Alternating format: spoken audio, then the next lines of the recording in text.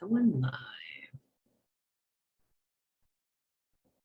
Hello, everybody, and welcome to Liza's and BLTs, where we talk about everything from emotional eating, confidence, boundaries, self-care, self-love, everything else in between. So today's topic, I want to talk about emotional eating. And what is that? What is emotional eating? Emotional eating, first of all, there's five types of emotional eaters. And I'm going to go through the 5 types and then talk to you a little bit about emotional eating. What is that? Why is it such a struggle for a lot of people? I spent 25 years of my own personal life struggling with emotional eating. So emotional eating just means that you eat for reasons other than hunger. You may eat because you're sad, depressed, stressed, lonely. You may use food as reward. Food can be very soothing. It's comfort, it's stability, it's always there, it's always available, but it distracts you from what's really bothering you. So emotional eating is just a symptom of something that you're avoiding. So what are you avoiding? What emotion do you not want to feel? There are quite a few different kinds of emotional eaters, but today I'm going to go over and share with you the 5 most common ones that I've come across. I also want to note that I can't stress this enough, that you don't have to be any particular size, shape, weight, any of that. We all struggle with some form of emotional eating. We all turn to food to fill our bodies so we don't feel an emotion. So with all that said, I'm going to tell you the 5 most common ones. So the first one is a celebratory eater. Woo! Let's celebrate. You celebrate every happy occasion with food. And sometimes takes it a little too far.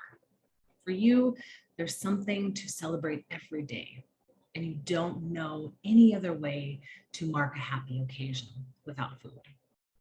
For some, just being in a good mood is good enough to trigger that emotional eating. You get that new relationship high, or the sun is shining smile, and you associate those feelings, those good feelings, with food. Next, we have the sad eater. Oh, you turn to food when things really get tough and you need to be cheered up. This could happen once in a blue moon in response to maybe some major event like a death in the family, or it could happen all the time due to lingering feelings of sadness or loneliness or depression.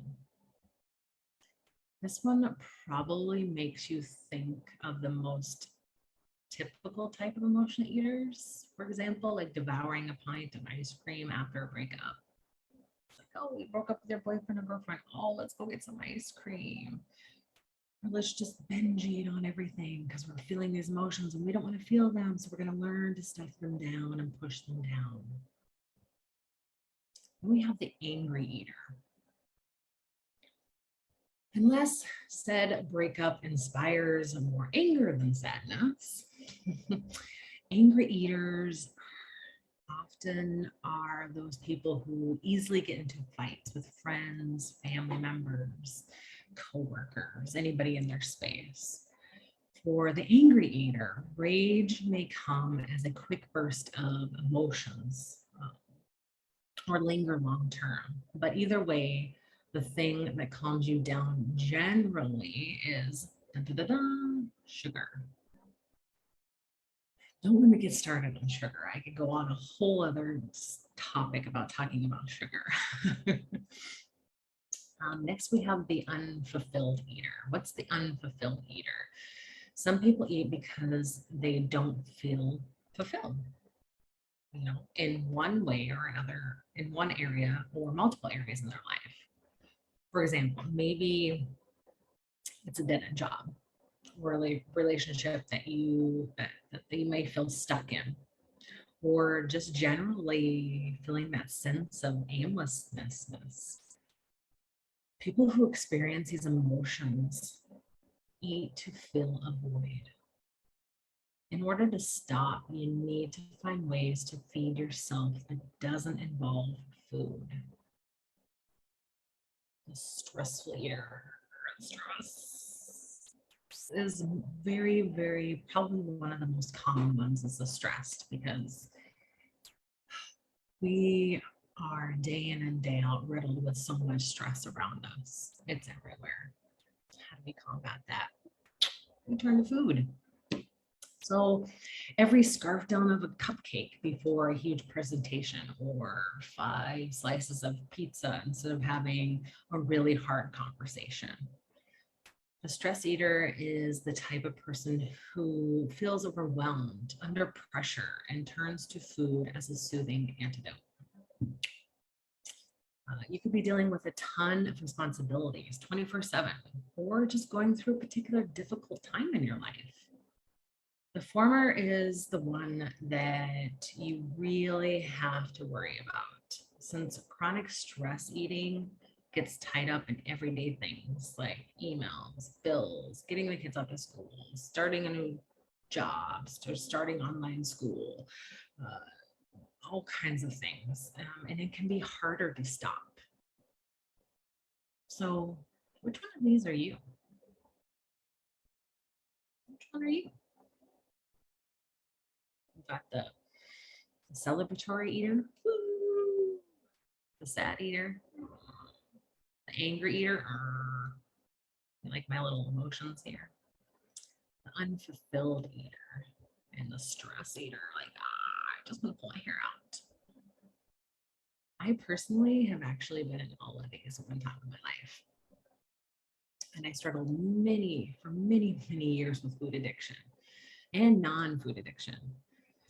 Stuffing my feelings, never wanting to feeding them, eating, always, like I couldn't deal with the emotions. There was too many of them. So I used food to cope, to push them down. It was a hard battle. And eventually I broke free from it. So again, which one are you? Are you struggling with emotional eating? Are you struggling with some form of emotional eating?